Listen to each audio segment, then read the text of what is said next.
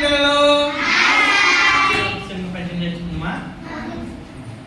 పూజ కన్నెంత బుద్ధి ప్రధానంబు, మాట కన్నెంత మనసు దృఢము, కులము కన్న మిగుల గుణము ప్రధానంబు, విశ్వదాభిరామ వినురవేమ.